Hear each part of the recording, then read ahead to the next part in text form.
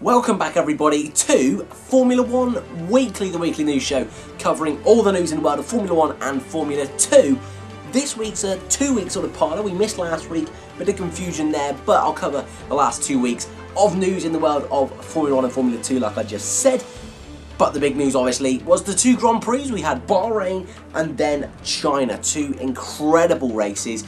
For me, China just picked Bahrain to the post for the best race of the season so far. Will Baku in 2 weeks' time be even better and continue the trend of an increasingly better race? We do not know. Fingers crossed though, that'd be fantastic. But what a start it's been to the 2018 season. But today I'm going to go through the stories that weren't in the headlines, in the papers, on all the news channels. We're going to dive a bit deeper into the world of Formula 1. So starting with something a bit different, and that is the announcement and opening of the F1 Esports 2018. Last year was the first ever year of F1 Esports, went really well. It was Brendan Lee who eventually came out on top after a stunning race in Abu Dhabi. Bit of contact, bit of drama, but it was a good start, a good solid grounding for Formula 1 Esports, and this year they're going to be restarting that up once again, starting on the 2017 game and then moving on to the 2018 game once that comes out in August. Now, this year is a bit different because not only are you fighting for a place in the world of F1 Esports, you're also fighting for a place on the official Formula 1 team driver lineup esports team. Bit confusing, bit of a mouthful, but basically you're qualifying to be pretty much selected by a team to be on their team. So for example, Red Bull, Mercedes, Force India, every team across the grid will be picking two drivers to represent them in the world of esports, which I think is a really nice addition to F1 Esports. Gets the teams more involved. Fernando Alonso is heavily involved in esports across multiple racing series, so this is another big step in the world of esports. In July, that will be taking place. It's known as the Pro Draft, and where the professional, in inverted commas, any of you guys could be classed professionals if you're good enough, if you're quick enough. If you put in those practice, those hours, any of you could be in with a chance of this. So that is over on any of the consoles. Head over to the events section. I believe you're driving as Valtteri Bottas. Whoever gets the highest score on each console, just the top, I think 5 it is on each maybe, gets progressed into the next stage. A lot of fun. Even if you don't think you're going to make it to the top, just have a go, see where you are. Like I say, it's a bit of fun to try and get in. Last year I did try, this year I'm not going to. I've got exams and other things to worry about. But next year I'm sure I'll give it another go. A lot of fun, like I say, and if you are quick, why not? Why not give it a go? So 4 qualifying events. The first began on the 13th of April, so get in there quick. And if you get through that one, you'll be invited to the next one, and so on and so forth. So, really good stuff there in the world of esports. Good stuff there. Let's move on then to a slight change in tyre regulations. Nothing too major from Pirelli. However, there's been a reduction of tyre tread depth by Pirelli for Barcelona, Silverstone, and the returning Paul Ricard circuit, the French Grand Prix. Shouldn't mean too much. It's a reduction by about 0.4mm on the slick tyres. So what that's trying to do is slow down the overheating of the tyres and overheating issues that some teams have had. Most notably Mercedes. They seem to be struggling the most at the moment on overheating issues. So it could be seen as a little bit dodgy that perhaps Pirelli have done this. But hey, they have come out and said that this is for overall better racing. And you know what? Something that was an issue in Australia was overheating, and that could have potentially taken away what could have been an absolute classic season opener. So, Pirelli, this isn't a bad move from them in my opinion. The next story, the big story which really should have taken all the headlines but really didn't, was the F1 2021 proposals. Now, what we all thought going into these proposals was that we'd have a clear plan of what 2021 was going to be.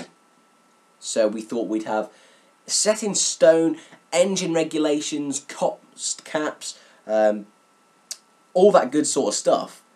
But instead we've just got an outline, a wish list, which it's a wish list that we've all been saying for years. Better reliability, a more close field, better overtaking, the cost cap so it's fairer for teams. All these sort of things that, yes, we all want, but do something about it. Don't just regurgitate what we've asked for. So that was really gutting to see from Liberty Media. I think really a lot behind the scenes is very different. I think if all Liberty had done was send out these blueprints and that was what only the teams got, I think there'd be a lot more of an issue. But I think behind the scenes, the teams seem to be very quiet about the whole situation. And so really, if we're looking a bit more into detail, it seems to me, at least, I'd love to know what you guys think about the proposals. It seems to me that the teams are withholding a lot of information. The big standout thing for me is that cost cap, 150 million. For teams like Williams who are struggling at the moment, that'll be something to aim for them. And if they can start now to sort of build their team around that sort of budget, which really they are based around anyway, for them that could give them a slight advantage going into 2021. Teams like Mercedes, Ferrari, Renault could struggle with these cost caps and will have to cut back on a lot of areas. So it'd be really interesting to see what happens if they do implement this cost system. It is exempt from driver salaries and the highest paid team worker. So that doesn't include driver, that most likely team principal, Toto Wolff, Christian Horner, Mauricio Rubabene, Cyril Bitterball, those sort of guys. And it'd be interesting to see actually who is the most paid. For example, Mercedes, is it Toto Wolff? Is it James Allison? Those sort of questions would be really interesting to see. So, Red Bull, is it Horner? Is it Adrian Newey? Those sort of things would be very interesting to see. But that was the biggest thing I got from the blueprint, and I'd love to know what you guys think as well. The engine regulations look very promising to encourage other manufacturers into the sport. Like I've said a few times, Aston Martin seem very keen now, since these blueprints have come out, of making a push into Formula 1, which is fantastic for them. A few other teams' names have been sniffing around. Audi, for example, they're one that I've been looking in with encouragement. And so, yeah, it should be quite a bit of fun. We've also still had rumours of Team China Racing many years ago now. I think it was 2015. Eddie Jordan did a piece about Team China Racing taking over Mercedes F1 team, and it's never quite materialised. It's more just been a myth, a legend far away. It sometimes creeps in, but then it creeps back out again. Force India, they seem to be fine.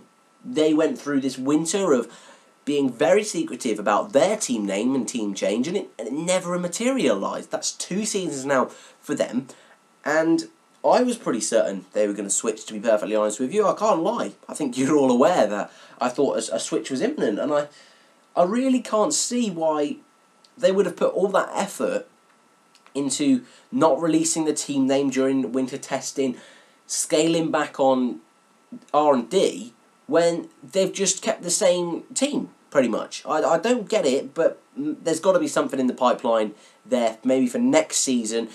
Rich F1 seemed to be where the team was heading. It really did, and it never materialised. A lot of you guys pointed out that it doesn't seem that Rich have the funds to do this, but you never know what other backers are going to be getting involved, and whether Rich is just the name behind a bigger company. That can always happen. So, what's in store for Force India with these 2021 regulations? Will this encourage teams to push to 2021 and then go out?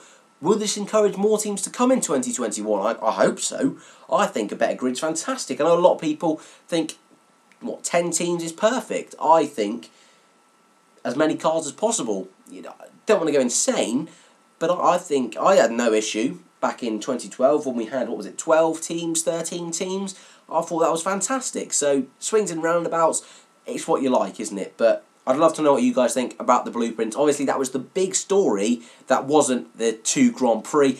It seems to be a recurring sort of theme for Formula 1. If there's a Grand Prix, the news seems to be a bit slow, a bit weak. So, obviously, 2 weeks in a row, 2 races, that is what we all want. But the news, it's a bit held back a bit. So, hopefully, this next coming week, no Grand Prix, but hopefully lots of juicy news heading into the Azerbaijan Grand Prix.